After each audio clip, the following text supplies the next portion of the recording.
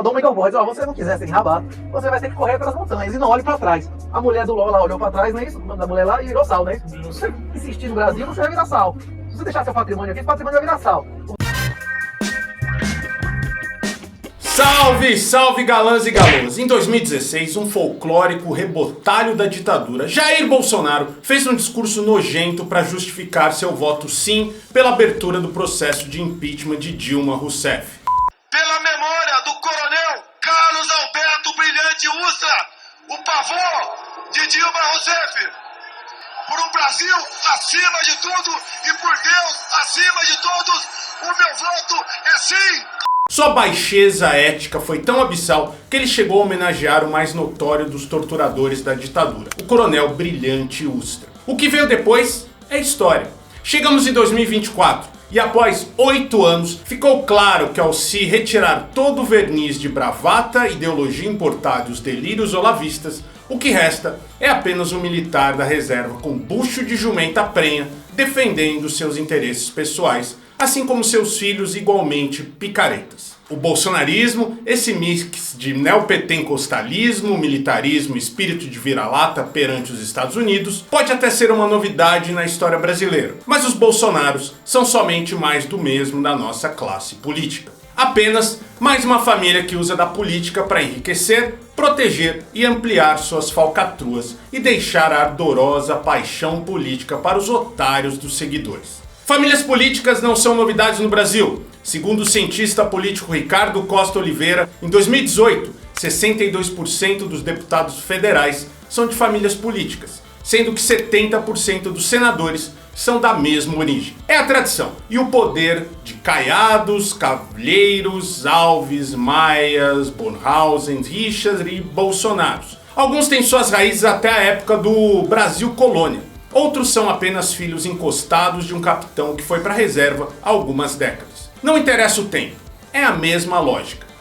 Por exemplo, na Câmara dos Deputados em Brasília, 2/3 praticamente, a gente tem quase 70%, são de deputados originários de famílias políticas. Já chega a mais de 62%. No Senado, que é mais de 2/3, mais de 70%, dos senadores que pertencem a famílias políticas. Quando a gente vai observando o Ministério do governo golpista de Temer, mais da metade dos ministros são de famílias políticas, com grandes inserções regionais nos estados da federação. São famílias que às vezes têm genealogias muito longas. Para os bolsonaros, como em uma família patriarcal medieval, até o casamento é uma oportunidade para negócios. Michele Bolsonaro, atualmente, tem como função ser a embaixadora do mito entre os evangélicos e cuidadora daquele melasma falante bípede. A mesma impaciência que Jair tem com cultos ou missas, ela tem de nojo de ter contato físico com Bolsonaro.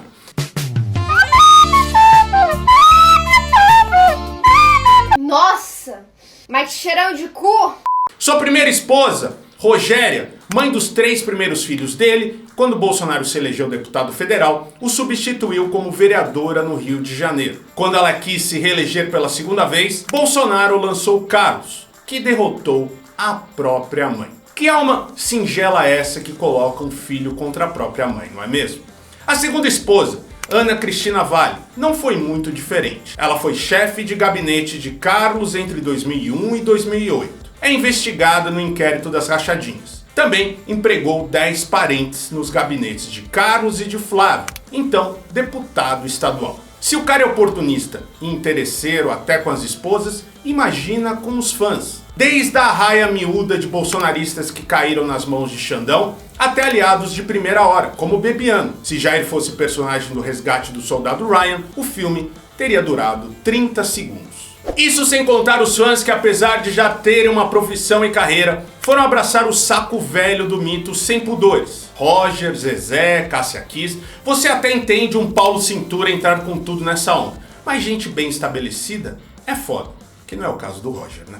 Apesar de tudo isso estar mais que evidente, temos que reconhecer que existem traços de psicologia de uma parte da população que vai seguir o mito ou qualquer ídolo da direita de modo irresistível. Uma espécie de bolsonarismo recalcitrante. Se pensarmos a partir de Wilhelm Reich, em psicologia das massas, do fascismo, ao contrário do que se acredita, quanto mais um indivíduo perdido em uma massa se diz apolítico, mais seu comportamento vai tender ao reacionarismo. Ser apolítico é só uma ideologia que não se assume como tal. Daí aberrações como escola sem partido ou a lenda de um jornalismo sem ideologias.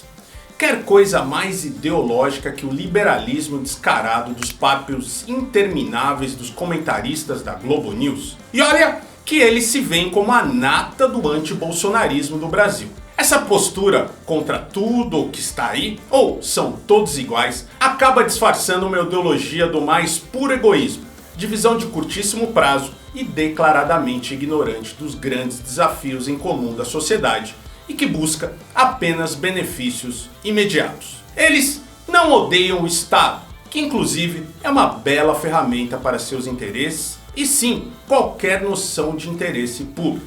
É essa a nova face da novíssima direita. Os floreios sobre valores morais até desaparecem ou são usados de maneira crítica. Mas não só Marçal representa isso, mas também Jojo Todinho. Ela representa perfeitamente como aquilo que se chama de identitarismo pode recair em uma armadilha insidiosa para a esquerda. Percebam que a Jojo do início de carreira, defensora de direitos de minorias, não está em contradição com a Jojo reaça de agora. Ambas são identidades fundamentadas na racionalidade neoliberal que sempre vai tender ao egoísmo e à corrosão da solidariedade. Essa racionalidade transforma nós todos em empresas individuais egoístas, que devem estar em perpétua concorrência, seja ela uma identidade LGBTQIA+, ou uma identidade reacionária. É só marketing pessoal em busca de likes, views e publis. Se uma hora interessa uma identidade de esquerda, que me abre as portas da GNT, no Projac, no apartamento do Caetano, tá ok. Se a tendência mudou e a onda que tá rendendo é stand de tiro, louvor evangélico e defender uma família tradicional abstrata, ok também.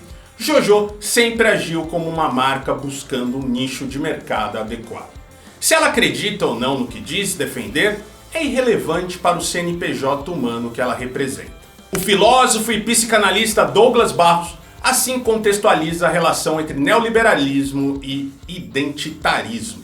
Abre aspas. A reunião e dispersão de mão de obra em qualquer lugar e a qualquer momento operacionalizaram a concorrência entre trabalhadores, causando a individualização e a autorresponsabilização no lugar da velha solidariedade de classe. É nesse ambiente que a identidade entra como paradigma sobrevivencialista de gestão. Fecha aspas. Com a destruição da solidariedade entre os trabalhadores, lutas legítimas relativas à raça e gênero são sequestrados como uma nova forma de gestão e controle de indivíduos, que poderiam se rebelar de fato e não serem escravos de publi do Instagram. Eu nem gosto muito desse termo identitarismo, pois ele vive na boca de idiota racista fã de Brasil Paralelo ou esquerdista machista incomodado pelo fato de ter perdido não só a ereção que tinha na década de 1980, como o poder político de fato. Mas, como não tem uma palavra melhor, podem perceber como essa luta contra a opressão, que se limita à representatividade de publicitária e midiática, é mais uma forma de controle do que de emancipação de fato. Pensem bem, a ideologia do a favela venceu, na qual um escolhido vence enquanto todo o resto ainda se encontra fudido, não lembra muito a ideologia coach de um Marçal, na qual só os disciplinados com mindset certo serão vencedores? Andar de Lamborghini na favela resolve falta de saneamento e escola pública ruim? Aí, a favela tá no poder, o dinheiro trocou de mão e nós nem tomamos boizão. Assumimos a liderança na raça e agora nós bota pra respeitar. Anos depois, fora a própria Jojo, Ludmilla e Anitta, quem ganhou com aqueles clipes cheios de representatividade? Para além de toda essa conversa sobre identidade, não podemos esquecer que a trajetória de uma Jojo se repete desde sempre na sociedade brasileira. Da pessoa que vai da ultra mega blaster putaria e que a certa altura da vida se torna Carol. Quem não conhece, seja na família ou na rua, aquele bastião dos bons costumes que na juventude era um roteador de droga, pequenos crimes e DST. Não é essa a lenda por trás de todo crente que renasceu em Cristo? Diante desse cinismo descarado, a figura que talvez melhor representa uma novíssima direita seja Renato 38ão. Ao contrário de outros direitistas, Renato tem uma sólida formação acadêmica na área de finanças corporativas, além de ser bem sucedido no mundo concurseiro. Logo, o argumento esquerdista do tipo estude mais, ok, não vai colar com ele. Como personagem de internet, é tão ou mais popularesco e escroto que um Olavo de Carvalho. Seus cortes, cheios de lacradas baseadas em anarcocapitalismo, citação bíblica e muito senso comum rasteiro, são ideais para um mundo feito de vídeos curtos, como os do TikTok. No lugar do interminável curso online de filosofia, falas rápidas e cortantes em mesa de podcast. Sou eu aí. Eu sou o cara que traz essa mensagem pra você e a mensagem de esperança, o evangelho. Só dou uma voz, ó, você não quiser se enrabar, você vai ter que correr pelas montanhas e não olhe pra trás. A mulher do LOL lá olhou pra trás, não é isso? Da mulher lá e virou sal, não é isso? Se você insistir no Brasil, você vai virar sal. Se você deixar seu patrimônio aqui, esse patrimônio vai virar sal. Mas a pessoa é obrigada a ficar casada? Se ela casa e não tá dando certo, como é que você acha disso? Dá só uma olhada no lacre. Você é obrigado a cuidar de seu pai e de sua mãe? Sim. Mesmo que ele não tenha cuidado bem de você? Sim. Escolheu seu pai e sua mãe, seu marido você escolheu. Seu marido é sua própria carne. Seu pai e sua mãe é só 50% de sua carne, não é isso? O homem, inclusive, é obrigado a amar. A mulher não tem a obrigação de amar, a mulher tem a obrigação de obedecer e honrar, não é isso? Se Olavo fornecia um diagnóstico reacionário para a nossa decadência como nação, com suas lorotas sobre comunismo e globalismo, Renato 38ão forneceria soluções. Para ele, o fim em definitivo do estado de bem-estar social é inevitável e só vai sobreviver quem estiver cuidando de suas famílias e estiver longe do poder do socialismo dos bancos centrais. Olavo fornecia o diagnóstico, 38ão o único tratamento viável. Uma espécie de ideologia red pill, machismo, armamentismo, anarcocapitalismo e sobrevivencialismo. Eu acredito que quem tiver bitcoins inteiros dentro de 5, 10 anos vai ter coleção de passaporte e dentro de 20, 30 anos vai ser soberano. Porque as pessoas que adotarem nessa geração, os filhos e netos delas vão ser a alta nobreza do mundo. E não é uma oportunidade de uma geração, é a oportunidade da história da humanidade. A questão é que o cara tem que estudar isso. Se o identitarismo é um efeito de desmonte definitivo dos direitos sociais e da solidariedade, que obriga as pessoas a se refugiarem em identidades pré-formatadas, 38ão parte do mesmo contexto. Acabou a aposentadoria, acabou o assistencialismo e a proteção social.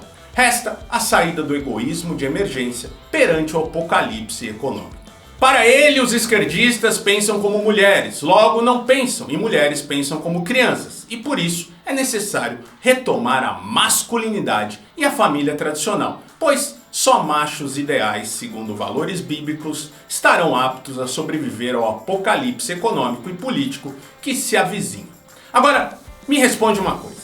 Quem na esquerda está falando abertamente sobre a sustentabilidade do estado de bem-estar social para além de bravata e hashtags? Não interessa se a resposta dada pela direita é certa ou não. Quem na esquerda está oferecendo opções razoáveis além de defender em abstrato as promessas da Constituição ou reload de revolução do século XX. Em seus cortes, 38ão se coloca como profeta do Bitcoin, como a nova arca de Noé diante do dilúvio esquerdista que vai destruir o mundo atual. Uma arca feita por homens viris, mulheres passivas e famílias tradicionais regidas pela Bíblia. Seu apelo popular e radicalismo são corrosivos. Além disso, os temas que aborda e sua lógica implacável são incompreensíveis para um esquerdista brasileiro médio, mas que pode seduzir muita gente que se diz apolítica. Lembre-se que a cada eleição o índice de abstenções só aumenta. Aqui em São Paulo, na prefeitura, foram mais de 33% no segundo turno.